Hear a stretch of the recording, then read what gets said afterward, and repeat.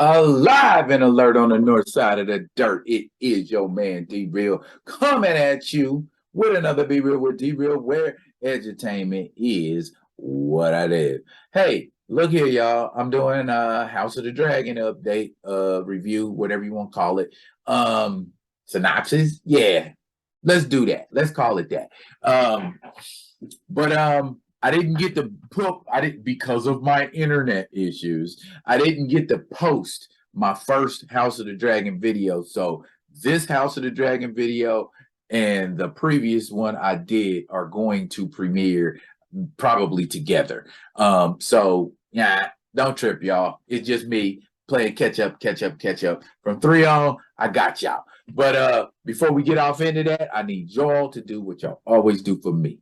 Comment, like, subscribe, and share the Be Real with D Real page so that when the material comes out, you get alerts like this right here. Comment, like, subscribe, and share to the Be Real with D Real page.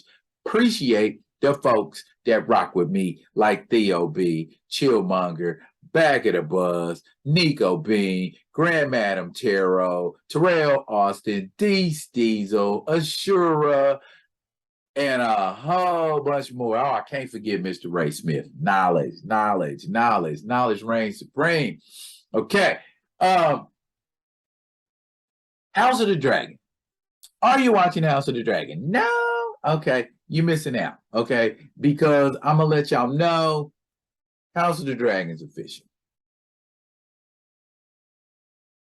At least in my opinion. It's official, bruh. Watched episode 2, and the show is called House of the Dragon, and we finally got to see. Well, we saw dragons in the first episode, but we need to see them more. I know eventually dragons are going to square off because there's conflict in House Targaryen.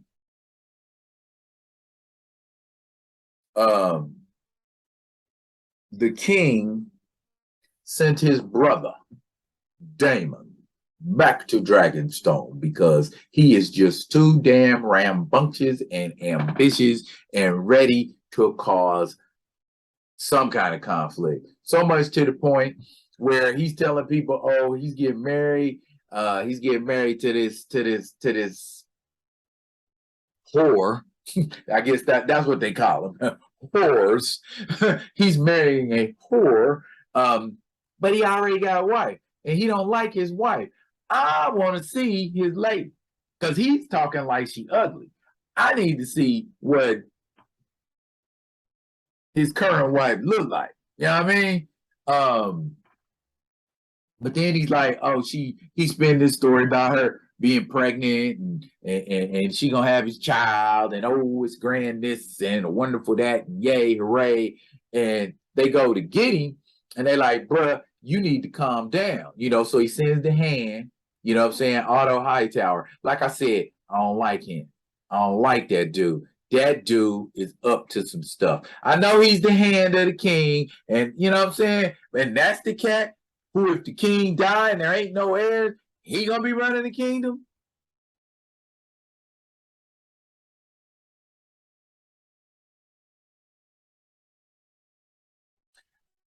I think Hightower got some stuff he planning, and we ain't seen it yet. Well, we've kind of seen the machinations of what Hightower wants to make happen because, man, they trying to get the king to marry off again so that he can have another heir, but Rhaenyra's ain't she the heir? Why are we treating her like basically what it is? Rhaenyra is a placeholder just in case until a male heir comes along. I get it. That's the kind of stuff they used to do, and the kingdom of King's Landing, kingdom of King's Landing. Yeah, King's Landing is no different. Okay, Rhaenyra is the first female heir named ever. You know what I'm saying? Like I said, that was more of a political move than okay, we want to keep House Targaryen strong. Yay. Meanwhile, Lord Corlys of Valerian, aka the Black Targaryen, and technically he's not a Black Targaryen. He's just married to a Targaryen. And they got all kind of little mixed kids. Now, here's the crazy part. He wants the king to show strength. Vicerys. He wants him to show strength. And he feels like a good way to show strength is to have their two houses unite. And so what does Lord Corlys do? He offers his 12-year-old daughter to the king to marry.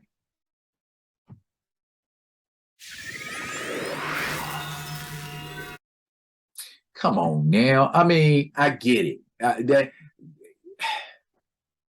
That's unsettling.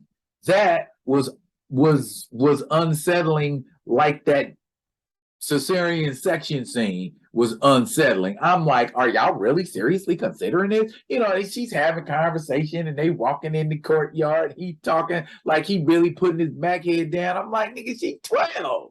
What are you doing? And she says, you can't bed me till I'm 14.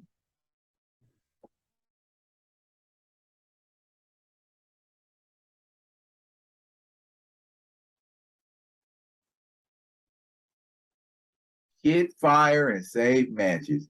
For real? And I'm like, is he really considering it?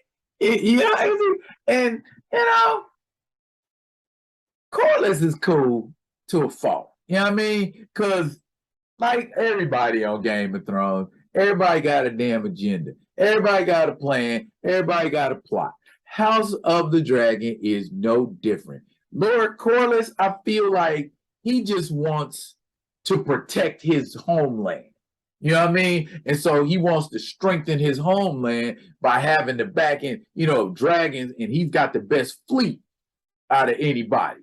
And pirates are attacking the shipping lanes, and he feels like they need to show strength. But as we all have found out, Viserys is not a strength king. I don't even know. I mean, at some point, because I don't really rock with, the books like that. So I don't really know what's going to happen to Viserys, but Viserys, to me, presents himself, just like Damon said in the first episode, as a weak king. To me, Viserys is weak, and eventually he gonna buy it. I know he gonna buy it, and hopefully Rhaenyra takes over. I'm pretty sure she does, and it ain't gonna be Daemon, but I know Daemon ain't gonna like it, and it's gonna be them two at odds. But right now, it seems like Rhaenyra is the only one who ain't scared of Daemon. You know what I mean? Everybody else seemed like, ooh, you know what I'm saying? And Lord Corlys ain't scared of Daemon either. In fact, he seems to have a grudging respect for Daemon, because later on in that episode, we see Daemon has gotten a visit from Lord Corlys, and Lord Corlys is extending that offer for Daemon to join forces with him, and then they go out and wreck these pirates and show them, okay, we ain't no punks.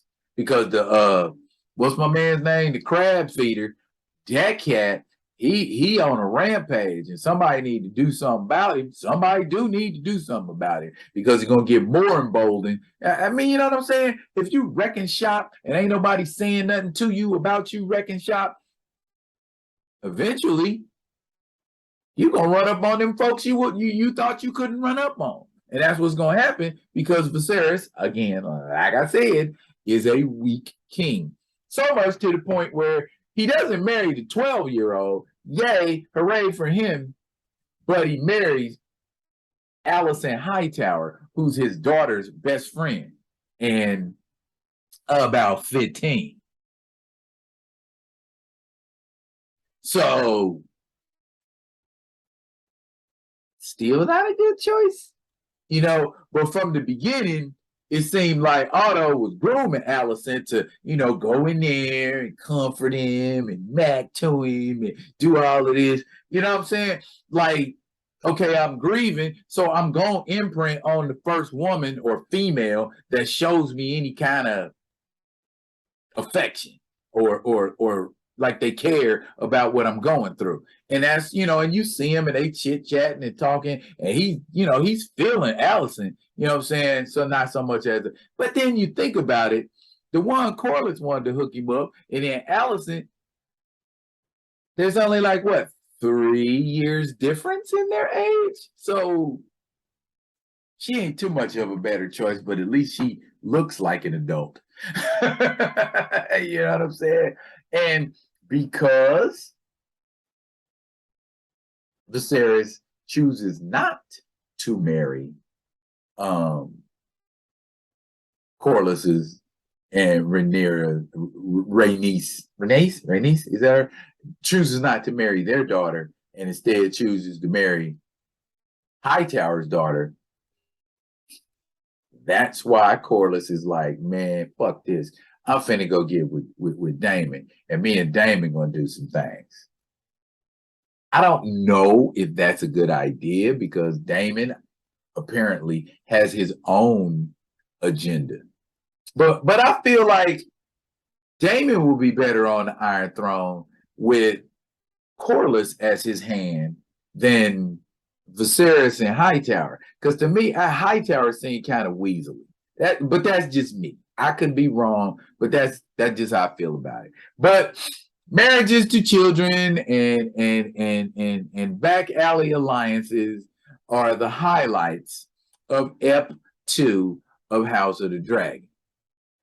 Are you watching House of the Dragon? You might want to get on that because it seems like they are making up for that Game of Thrones last season. Right now, things that are going on seem engaging, and it seems like it's worth the watch. So I suggest if you ain't been watching it, go ahead, get in there, get on that season of House of the Dragon. Get on that episode 3. Rock with that episode 3.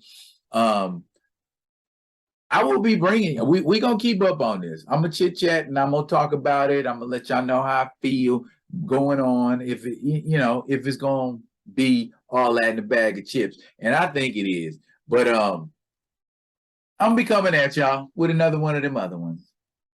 And until I do, y'all be good. Be good to each other.